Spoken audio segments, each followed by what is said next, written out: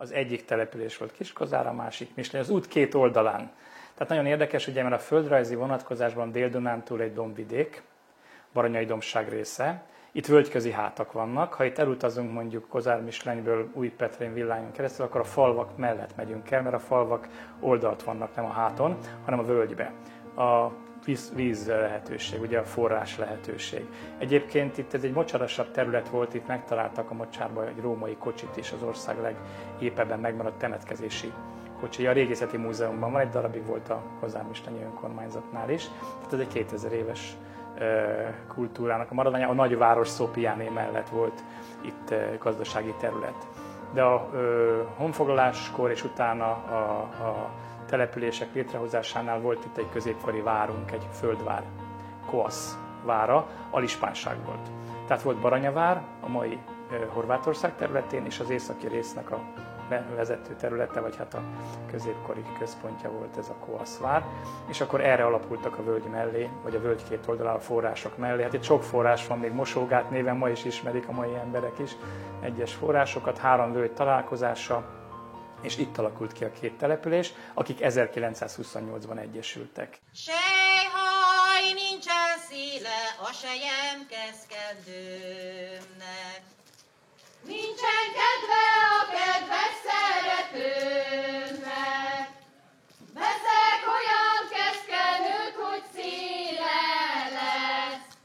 Sejhaj, tartok olyan szeretőt, hogy kedve lesz. Veszek olyan keszkenőt, hogy széle lesz. Sejhaj, tartok olyan szeretőt, hogy kedve lesz. Sejhaj, baranyába kiskalapot viselnek. A legények házasodni nem mernek, mert mind olyan a mostani vőlegény. Sejhaj, nem kell a lány, bármilyen szép, ha szegény. Mert mind olyan a mostani vőlegény. Sejhaj, nem kell a lány, bármilyen szép, ha szegény. Nagy volt a jelentősége, mert még a Batthyáni uradalom részeként még a kastély is ide tartozott, ami Pécsüszök pusztánál talán ismerős, vagy láthatták. Hát ott még iskola is volt annak idején, amikor az Kozár-Mislenyhez tartozott, és akkor utána a település az elkezdett az egyesülés után terjeszkedni a Mohácsi út felé, szépen ugye a közlekedés felé, a főút, a Pécsi utca kiépült, és akkor ahhoz képest most már egy alvóvárosból, mondhatni egy aktív településsel nőtte ki magát. Mikor én ide költöztem, akkor 2900 lakos volt, most 7000 fölött van.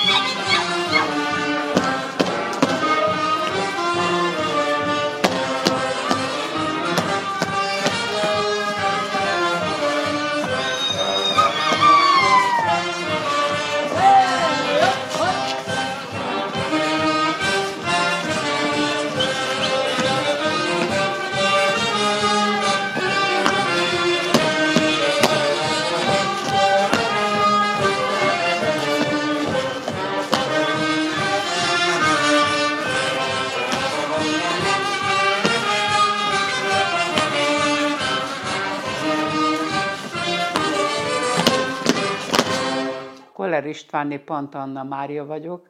Pécsen születtem, de ez a szülőházam, mert a kórházból idehoztak haza. Tehát nekem ez a szülőházam. Van, aki tényleg ott született, de nekem ez a gyerekkorom. Én itt éltem.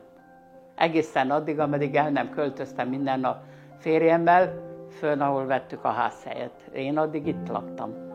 Innen mentem férhez, innen kértek ki. Itt muzsikáltak nekem. Meg nagyon szép kikérőm volt, és hát annyi, hogy anyukámat azt nagyon korán elvesztettem, 3 éves voltam, akkor a nagyszüleim neveltek tulajdonképpen föl. Apukámmal nagyon nagy egyetértésbe, nyilvánvaló, mert ő nem nősült meg édesanyám után, tehát ők összejártak, tehát mindig is nagyon jóban voltak a Füke nagyszüleimmel. Józsáék az valamikor itt ebbe az utcába laktak, na most ez azért kapcsolódik be, mert ugye a Józsa Gergely nagyapám, az ugye a tánccal kapcsolatos. Én ővele kezdtem el járni, amikor tulajdonképpen a Magyar Tudományos Akadémia fölvettem, mert a mislenyieknek van egy nagyon szép jellegzetes gyors csárdásuk, és a csárdásunk is más, egy kicsit úgy billegve táncoljuk a csárdást, de nagyon szép. És meg hát nyilvánvaló a verbunk. Hát a férfi verbunk az egy kicsit egész más, mint amit a lányok táncoltak. De mind a kettő nagyon szép, szerintem. Szerintem nekem Mislenyinnek, aki, hát szerintem mindenki úgy van a saját hazáján belül, vagy a faluján belül, hogy nekünk ez volt nagyon szép.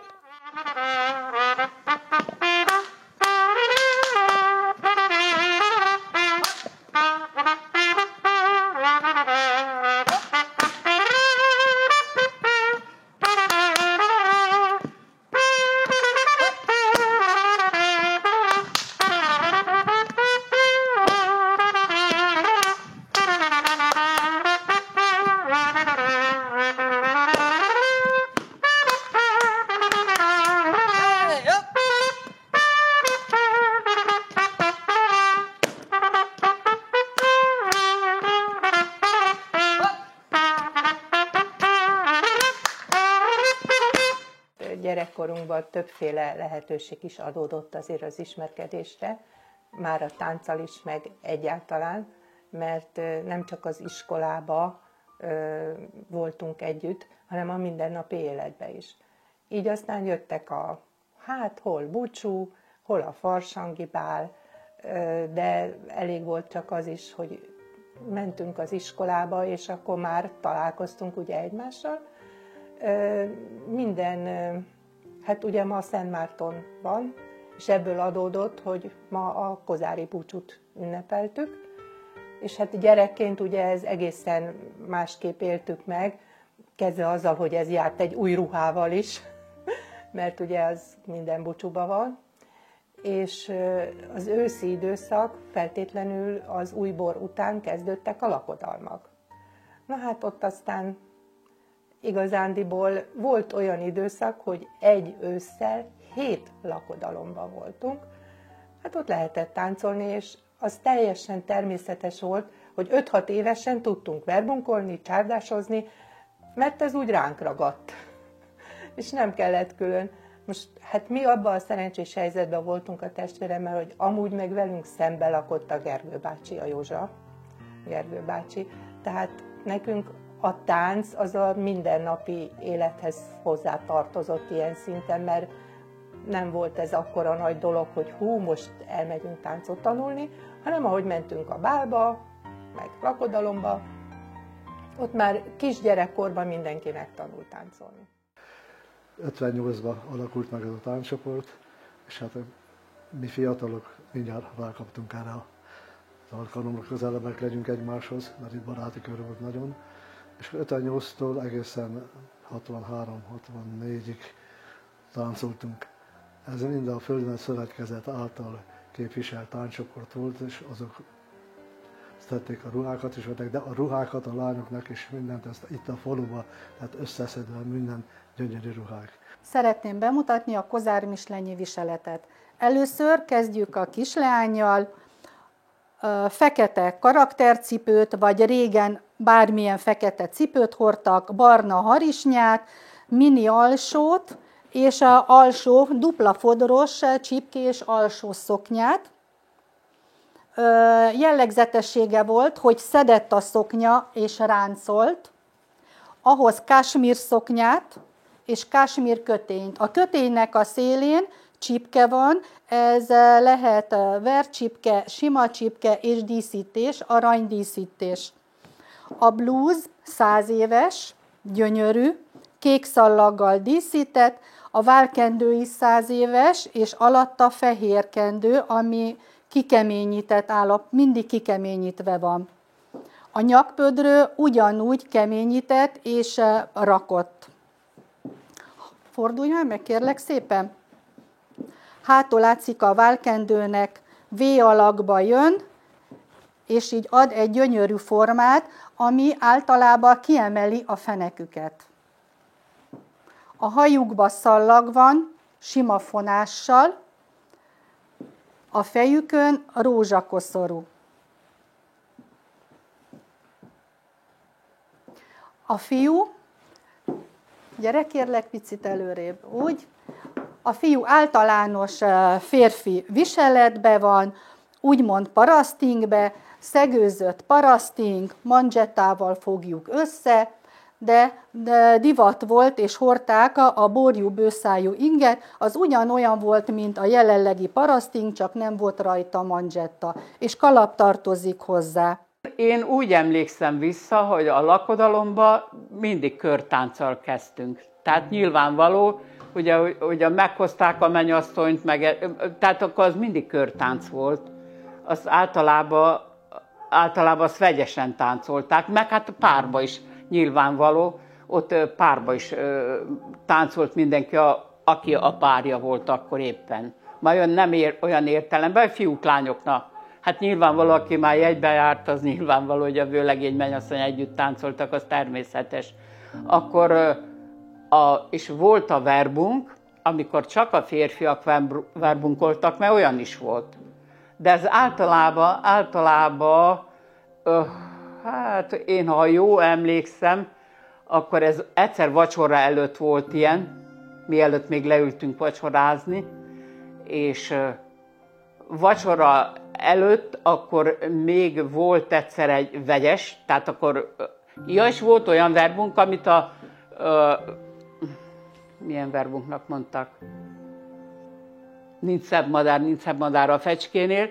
Ezt általában a lányok táncolták. Nem tudom miért, a jó ég tudja, a fiúk is ugyanúgy el tudták táncolni, de mondom, volt olyan, amit csak a fiúk táncoltak, az a verbunk. Hát azt ők táncolták, ez nyilvánvaló. És akkor, amikor már volt az, hogy meghozták a mennyasszonyt, akkor viszont mindenki körbe táncolt.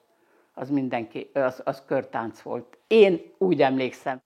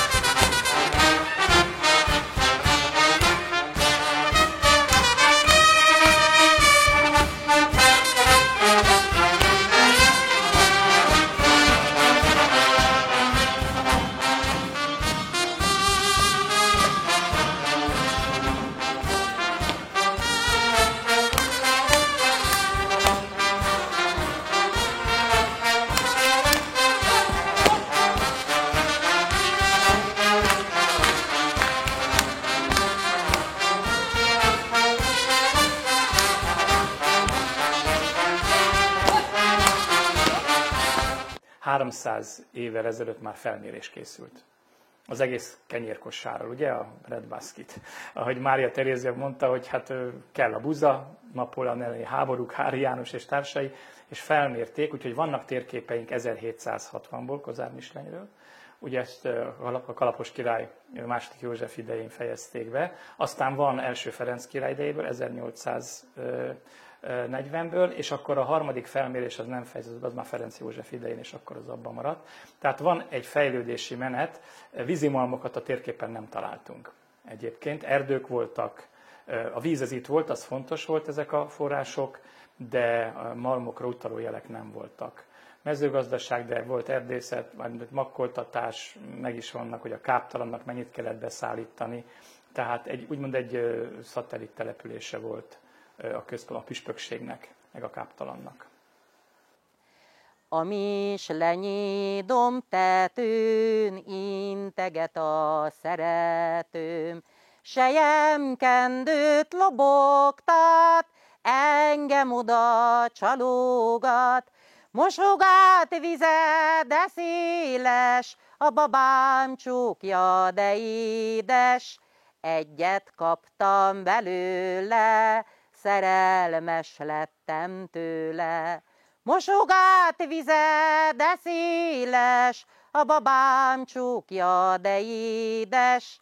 Egyet kaptam belőle, szerelmes lettem tőle. Nekem a mosógát volt a helyem feneke. Hát én ott laktam, ugye, tehát én a 14, most már 14-ben, ugye lejöttünk oda, mi reggel este mi ott mostunk, hát mi ott, jaj, Istenem, hát az volt nekünk az csoda, az a mosógát, hát az olyan szép volt, hát az... Hát ott mindenki, ugye az én nagymamám, az lugozott, tehát az annyit jelent, hogy lugozott, ugye, ezeket a vászonruhákat betették a kádba, azt akkor melegítették mindent, és akkor másnap jött a, mit tudom én, a keresztanyám, meg a nem tudom én, a sógornéni, meg a nem tudom kicsoda, és akkor mentek a mosógátra mosni. Jaj, hát ez egy olyan csodálatos volt ott. Annyian voltak, édes drága jó Istenem, és akkor jó hideg volt a víz, az igaz.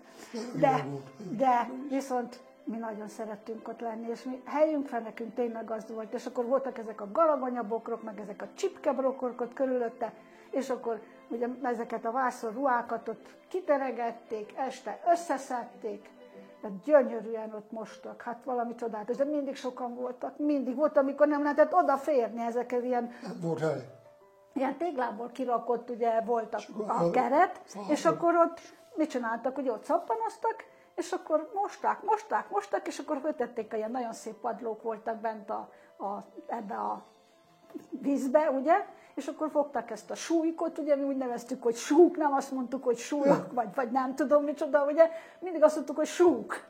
És akkor azzal ugye jó, megkalapálták azt a ruhát, gyönyörűen kiöblítették, mondom, és akkor fölterítették oda a micsodára, arra a csipkebokorra, soha nem vitték el például a ruhákat, soha. Az első bálosok azok, amikor kijártuk a 8. osztályt, akkor utána lehetett menni igazán az első bálba, és hát mi szerencsések voltunk, mert Péter és Pálkor van a mislenyi búcsú, és akkor ugye vége volt a 8.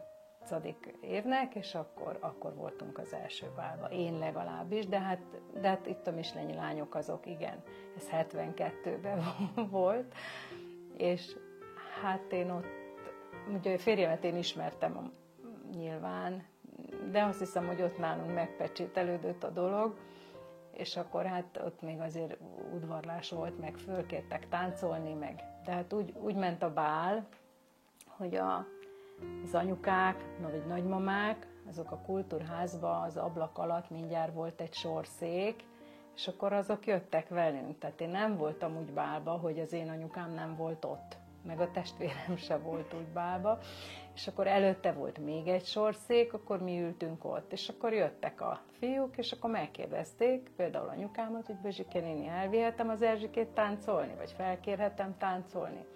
És akkor így kezdődött a báli ismerkedés. Akkor jött a húsvét, akkor olyan társaság volt, mert a harangok ugye Rómában költöztek, vagy elvitték Rómába, akkor kotikolás volt, meg morgó, meg kereplő. Volt 10-12 tagú csoport. De akkor Kozár és Misleny, de külön volt mindenhol csoport. Tehát még ellentétes volt mindig a Misleny és a Kozár. És akkor mindegyikben volt külön csapat, és akkor mindenki vitte maga a dolgát. És mindig az országúton találkoztunk itt, és akkor rogykosorásra dobáltuk egymást.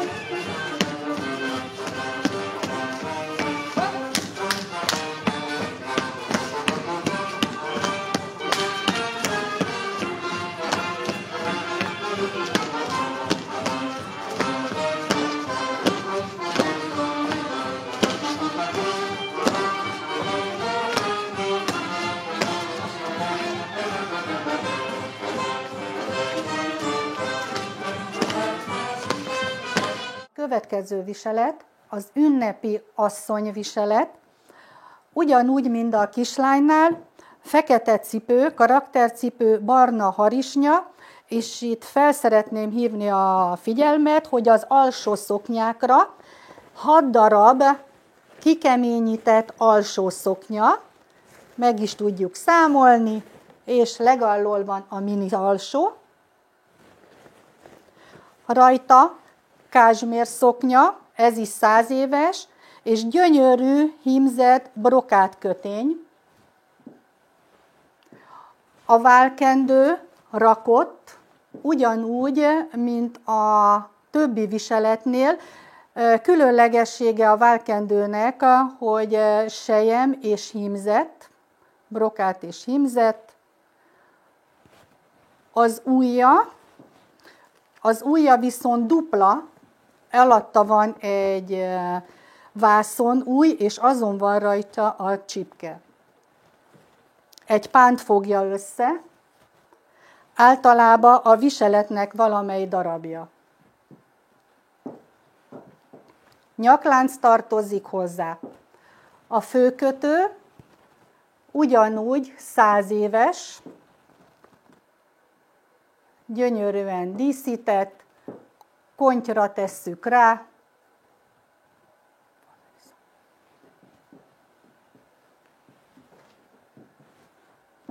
és a keszkenő, amit természetesen mindenki hordja. A keszkenő is csipke. És ugyanúgy, mind a kötény is, mind a válkendő egyformán, általában fekete egyforma csipkével van díszítve. Az alsó kendő megslingelt. Az alsó fehér keményített kendő. Gyöngysor a nyakába, gyönyörű, szép, 100 éves viselet, nagyon büszkék vagyunk rá, hogy sikerült megmentenünk az utókor számára. Mellette a férfi viselet, kérlek szépen, zsinórozott, pitykegombos mellény, posztó, ehhez tartozik a fehér paraszting, ugyanúgy szegőzött, manzsettába fogott. A nadrág nem annyira bő, kicsit szükebb, és kemény szárú csizma. Kérlek, fordulj meg. A hátán a gyönyörű zsinórozás. Az anyukám például az azt csinálta, hogy otthon kimosta meleg vízbe a ruhánkat, és elvitte, mivel közel laktunk a mosógáthoz, elvitte a mosógáthoz kiöblíteni a ruhát. Mert hogy akkor nem kellett a kutról húzni vizet, hanem ott bő vízbe magyarul kiöblítette a ruhát, és hazahozta, és akkor kiterítette. De mondom, a nagymamám, amit ezek itt lugoztak, a szomszédba, a keresztanyámék, meg a nem tudom én kicsodák, ugye, azok ott kiterítették ki ezeket a vászonruhákat, és ott szárították meg, és gyönyörűek voltak azok a vászonruhák ezzel a micsodával, és hát abba a bő vízbe ott mosni, hát az... Azt úgy képzel, hogy mi gyerekkorunkban még fürödtünk is benne. Hideg. Olyan hideg volt, hogy majd megfagy, nem volt fürödési lehetőség, elmentünk is, belefeküdtünk, meg mindent élveztük. És minden héten egyszer... De olyankor mentünk, akkor nem voltak ott, a mosás nem volt, mert akkor nem lehetett oda De menni. minden héten egyszer szombaton valaki kinyitotta a zsilipet, ugye, mert olyan volt, hogy volt egy nagy terem, akkor volt egy kicsike, és az le volt zárva a zsilippel. És akkor fölhúzták a zsilipet, és fogtak egy vesszősöprűt, valaki, minden héten valaki más, és ezeket a deszkákat, ugye amilyen verték a ruhát, súlykoltuk a ruhákat, azokat ezzel a vesszősöprűvel, meg a körülötte levő kirakott téglákat lesöpörték a moszatot, mert azért a szappantól ugye lett ilyen mohaszerű moszat. És akkor fölengedték azt a zsilipet, és kifolyt a víz, de egy éjszaka megtelt. Volt legalább, még most is megvan 5 vagy 6 forrás, még most is van, ami bele van építve mindenhova, és még most is, ha hiszem, folyik a vízben. Szoktunk menni a temetőbe, akkor mindig azért arra megyünk, és megnézzük, hogy folyik. Hát ez egy nagyon nagy élmény volt számomra, a mosógép volt, vagy a mosógát volt a minden. A következő párosunk, ő egy testvérpáros, és általános ünnepi viseletben van a hölgy, ugyanúgy barna vagy a fekete cipő, barna harisnya, alsó szoknyák, kázsmér szoknya köténnyel, risselt ingúj, hozzá a fehér válkendő. A válkendő annyit az alsó változhat, hogy az is különböző díszítéssel van. Én a viseletek, ez attól is függ, hogy ki milyen gazdag volt, és milyen díszes volt a viselete. Ez a gazdagságtól függött. Gyönyörű fejdísze van, kérlek, és a háta is gyönyörű. V-alakba rakott, csipke és keményített alsó kendő.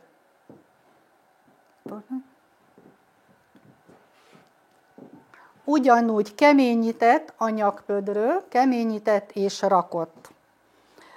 Nagyon jellegzetes, hogy nálunk a nyakpödrő, a válkendő, az alsó-felső, ez általában rakott.